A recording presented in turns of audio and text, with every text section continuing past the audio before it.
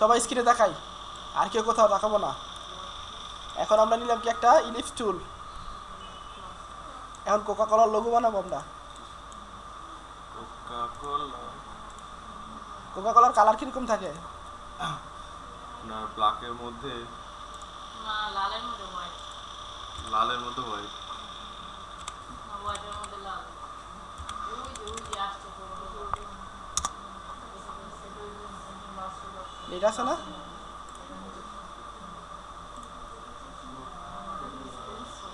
আরেকটা লোগো আছে না ওই যে নীলের মধ্যে থাকে যে, এটা এটা না, এটা আমরা এখন বানাবো। হ্যাঁ দেখবেন।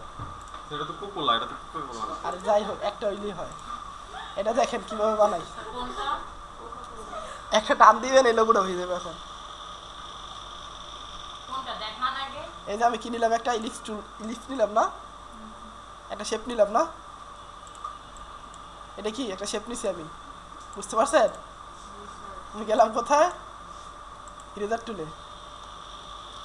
ব্রাশ কি সবাই ছোট বড় করতে পারি?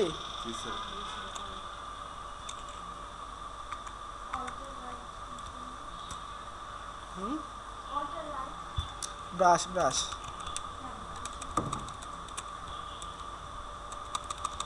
যখন এইভাবে দৌড়ে, ও স্যার এটা কি করলেন এখন? হ্যাঁ দেখছেন? কি করলেন আবার? এই যে কোকা কোলার লোগো হয়ে গেছে। ব্রাশ করছে স্যার আরেকবার প্যাকেজে ওই সেটা তো পেপসি স্যার, আপনি কোকা কোলার কথা বলে কোলা কোলা তারপর সব পেপসি। আচ্ছা এটা পেপসি, একটা লোগো তো এটা না? হ্যাঁ দেখান আবার। দেখছেন কোনো কিছু করা আছে? স্যার পেপসির লোগো ওই লোগো সবচেয়ে কম দামি। ওই লোগো কি পেপসি কি অনেক বড় কোম্পানি না? বড় কোম্পানি বাট লোগো তো কম দামি। লোগো কম দামি।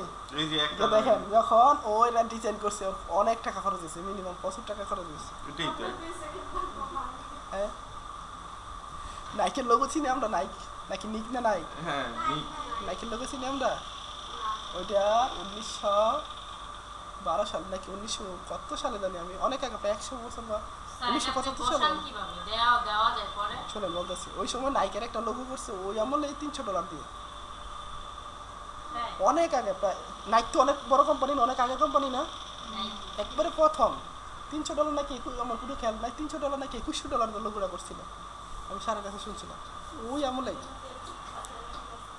তো নাইকের মধ্যে কি আছে? হ্যাঁ একটা টিক চিহ্ন দিছে না? তো পেপসি কিন্তু বড় কোম্পানি না? হ্যাঁ দেখছেন এই পেপসি কোম্পানির কাছ থেকে কি বড় একটা টাকা নিয়ে গেছে একটা টান দিয়ে, দেখছেন? হ্যাঁ আবার দেখবেন, দেখেন এই যে একটা লিপস্টিক নিলাম। হ্যাঁ নেওয়ার পরে আমি গেলাম কোথায়, ইরেজার। স্যার ব্রাশটা কীভাবে বড় গেল? এটা কি থার্ড ব্রেকেট আছে না আমাদের? থার্ড ব্রেকেটের ডান সাইডে চাপতে বড় হবে, বাম সাইডে চাপতে কী হবে, ছোটো হবে না? যখন আমি এইভাবে দৌড়ে স্যার এইভাবে একটা টান দিব, হ্যাঁ দুইটা কি আলাদা আছে? হ্যাঁ না, হ্যাঁ আরে বড় তো করা যাবে, সমস্যা নেই। না মাঝখানে যে ইরেজারটা ওটা হচ্ছে ওইটা ছোটো করে টানলে সমস্যা নেই, আমি দেখাইতেছি। আমি ছোটো করে নিলাম, আর বড় লাগবে না। এইটুকু কী করলাম, টান দিলাম। এখন স্যার আরও বড় লাগবে না? দুইটা কিন্তু আলাদা হয়েছে না? এখন আমি যদি নিচে দিই বড় হবে না? এটা যদি উপরে দিই বড় হবে না? হ্যাঁ ওটার কালারটা জানি কি, এটা কালার নাকি, এটা কি দুই ভাগে ভাগ হয়েছে, দেখছেন? এটা আমার কি ইরেস্টুলের কাজ, আর ওইখানে ইরেস্টুলের কাজ কি ছিল? হ্যাঁ কোনো কিছু কাটা ইয়ে করে, এইখানে কি ভাগ করে। এইখানে ইরেস্টার দেখেন কি আরেকটা নাইফ টুল আছে। স্যার এই নাইফটা কি কাজ করে? নাইফটা হচ্ছে কি আমার এখানে এই যে আউটলাইন, এটা কি পাত না? আপনি দুইটার মধ্যে আলাদা কালার দিলেন কিভাবে? সিলেক্ট করে, কারণ আমি এটা যখন কাটছি দুইটা আলাদা হয়ে গেছে। তো এই যেটা আমি ধরলাম এটা আলাদা হয়েছে না, আমি এটা ধরলাম আলাদা হয়েছে না? তাহলে আমারটা একসাথে হয় কেন? কেন একসাথে হবে? আপনি এইভাবে সিলেক্ট করছেন, এইভাবে করছেন আপনি। স্যার আপনি এইভাবে করছেন, দেখেন আপনি এইভাবে করছেন, পুরোটারে করছেন। কিন্তু এটা কি করবো আমরা, একটাতে ক্লিক করবো, উপরে ক্লিক করলে উপরটা হবে। হয়েছে? হয়েছে? এখন আপনার কালার চেঞ্জ করেন, এই যে কালার চেঞ্জ হয়েছে, একটা লোগো বানালেছেন, দেখছেন? একটা লোগো বানানো শিখে কপি লাগছে লোগো বানালাম নাই স্যার, একটা নতুন logo বানালাম। Copy logo. আচ্ছা যাই হোক, এই যে এটার সাথে আরেকটা টুলস আছে না, এটা কি টুল? এখন ভালো লাগতেছে। এটা কি টুল?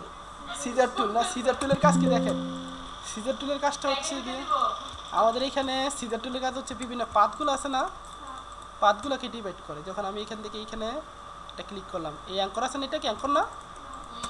এখানে আমি এটা অ্যাঙ্কর একটা ক্লিক করলাম, মনে করেন যে আমার এটা লাগবে না, এই অ্যাঙ্করে একটা ক্লিক করলাম, তাহলে কিছু জানেন আমার এখানে এই যে পার্টটা আছে না, আলাদা হয়ে গেছে। বুঝতে পারছেন? অনেক সময় আমাদের পাত অনেকটুকু লাগবে না, শেপ থেকে এটা রিমুভ করবো না, তখন আমরা কি করব, এটাকে ডিলিট করে দিব। হ্যাঁ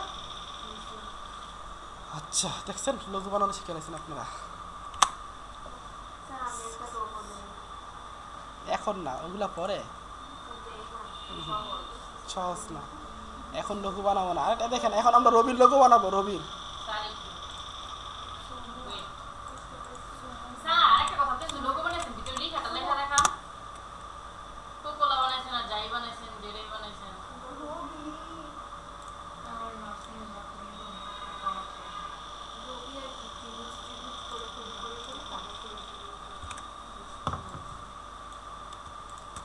এই রবির স্যার, আপনি তো লোগোটা এটা কপি করে দিলেন, বাট যারা লোগো বানাইছে রবির, তারা তো এটা কপি করতে পারে। এখন আপনারা কপি করবেন, কপি করলে আপনি একটা ডিজাইন কিভাবে জানেন?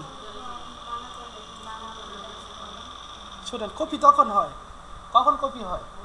যখন আপনি 100% করতে পারেন, তখন কি কপি হয় না? এখন তো আপনি 100% করতে পারবেন না ওনার সাথে, তাহলে আপনার কপি হয়েছে। এটাও কি আপনার একটা ক্রিয়েটিভ একটা লোগো হয়েছে না? কপি হয়েছে, এটা কপি করতে চাইছেন কিন্তু কপি তো হয় নাই, হ্যাঁ?